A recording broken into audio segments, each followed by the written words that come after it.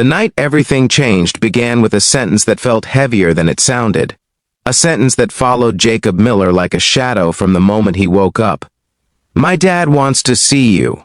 It wasn't said out loud in that moment, but it lived in his chest, echoing with every step he took through his small rented house in Columbus, Ohio, where the floors creaked and the walls still carried the memories of a life that had fallen apart and been rebuilt piece by fragile piece. Jacob was a single father who measured time in school pickups and bedtime prayers, a man who had learned to survive on hope and black coffee. He had no idea that by the end of this day he would be standing face to face with a billionaire whose power could crush him or change his life forever. Before we go any further, if you believe in kindness, second chances, and the quiet strength of people who keep going even when life breaks them, take a moment right now to like this video, share it with someone who needs hope, leave a comment, and subscribe to the channel. Your support helps stories like this reach hearts that are still healing. Jacob's life had never been glamorous. After his wife passed away in a sudden accident 5 years earlier, he was left with a 5-year-old son named Noah, and a grief so deep it felt like a second spine inside his body. He worked as a maintenance supervisor at a mid-sized apartment complex, a job that paid the bills but left little room for dreams. His days were predictable and safe, built around routines that kept pain at bay. Then Claire Thompson arrived, and predictability quietly lost its grip. Claire moved into the complex with a calm confidence that didn't match the modest apartment she rented. She volunteered at a local literacy center, smiled at everyone, and treated Noah like he mattered. Jacob noticed how she listened, how she never rushed people, how her presence made the air feel lighter. Their connection didn't explode, it grew slowly, the way real things do. Shared coffee turned into long walks, and long walks turned into nights where talking felt easier than sleeping alone.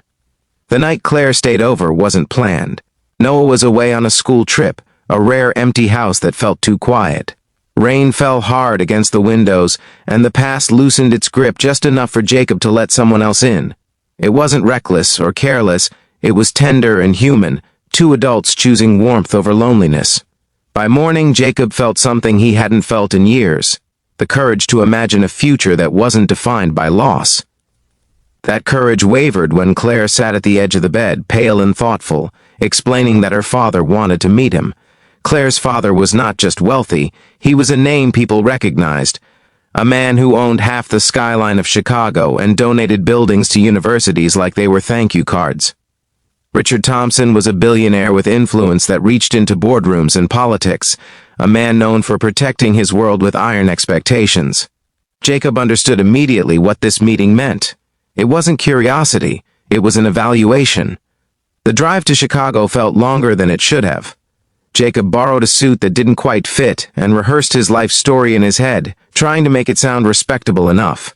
He thought about Noah, about the example he wanted to set, about how walking away might be easier than being judged and dismissed. But he didn't turn back. He couldn't.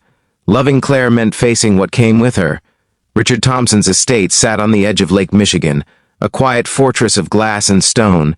Jacob felt small walking through halls lined with art worth more than his lifetime of paychecks. He reminded himself that dignity wasn't something money could buy or take away.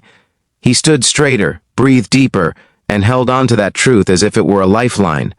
The meeting itself was everything Jacob feared and more. Richard Thompson was calm, measured, and piercingly intelligent. He had already researched Jacob's past, his job, his finances, and his status as a widower. There was no shouting, no drama, just an unspoken question hanging in the air. What right did this man have to be in his daughter's life? Jacob didn't try to impress him. He didn't pretend to be more than he was. He spoke about Noah, about learning to pack lunches and braid hair, about nights spent wondering if he was enough. He spoke about Claire not as a prize but as a person who brought light into dark places. He admitted his fears openly, the biggest one being that he could lose her because he didn't belong in her world. Richard listened without interruption, his face unreadable. For a long moment, the silence felt like a verdict. Then something shifted. The billionaire saw something he hadn't expected. A man who wasn't chasing status or comfort, but connection and responsibility. A man who had been tested by life and chosen to stay gentle anyway. Richard revealed, in his own reserved way, that he had grown up poor, that he had lost his own wife young, and that power had been his armor against grief. He admitted that he had spent years trying to control outcomes because chaos once destroyed him. Meeting Jacob didn't make him comfortable, but it made him reflective. For the first time, he wondered if protecting his daughter meant trusting her judgment instead of enforcing his own. Jacob left the estate without promises or approvals, but with something unexpected: respect. It wasn't loud or dramatic, but it was real. Claire met him outside, her eyes searching his face, and Jacob knew that whatever happened next, he had faced the moment with honesty. Life didn't transform overnight. There were still doubts, still differences between worlds that couldn't be erased. But Richard didn't interfere. Instead, he watched. He saw Jacob show up consistently and quietly. He saw Noah thrive under Claire's care. He saw love that wasn't flashy but steady. Months later, Richard funded a literacy program in Columbus, not as charity but as partnership, asking Jacob and Claire to help lead it. It was his way of saying that worth wasn't measured by net worth, but by the lives you chose to lift. Jacob never became a billionaire, and he didn't need to. He became something richer, a man who faced his fear, stood his ground, and chose love even when it terrified him. The moment that began with "My dad wants to see you" ended not with rejection, but with understanding, and with a reminder that even the most powerful people are still human, still shaped by loss, still capable of growth. If this story is touching something in your heart right now, if it's reminding you of your own fears or your own courage, please take a moment to engage with this video. Your likes, shares, and subscriptions help keep these stories alive for others who need them.